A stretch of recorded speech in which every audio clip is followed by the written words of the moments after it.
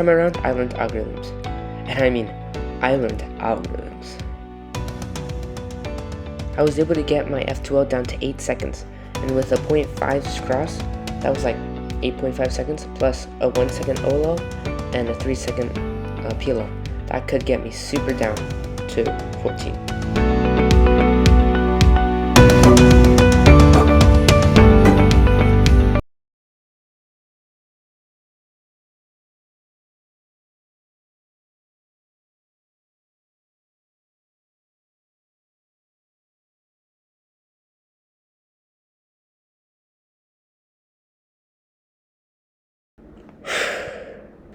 So I was in Oaxaca for a lot of the time, so I wasn't able to practice as much. But I did get in some solves, so I'll show you what I did.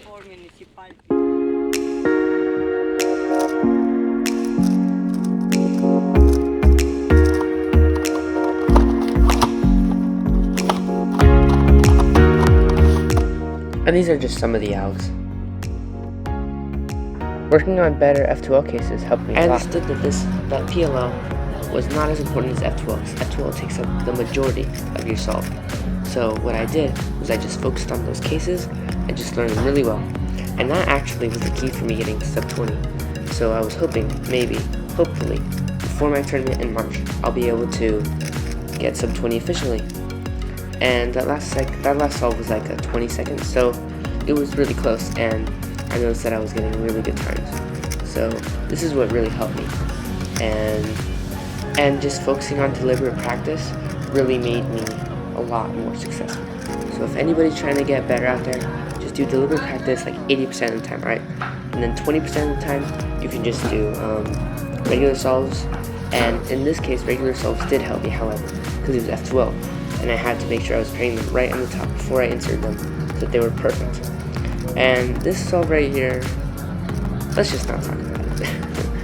Like and subscribe, and if you subscribed, comment I subscribe in the comment section, and I'll respond to your comment.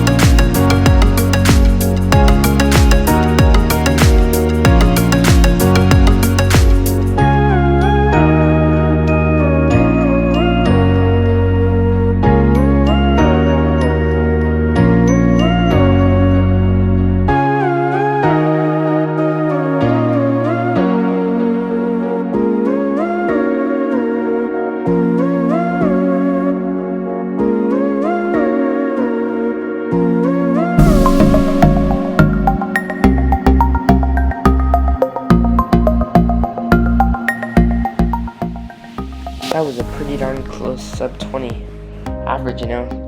Well, by next week's episode, I think we'll be sub 20. So make sure to stay tuned, subscribe and like. It makes a huge difference. And I'll see you in the next video, guys. Peace.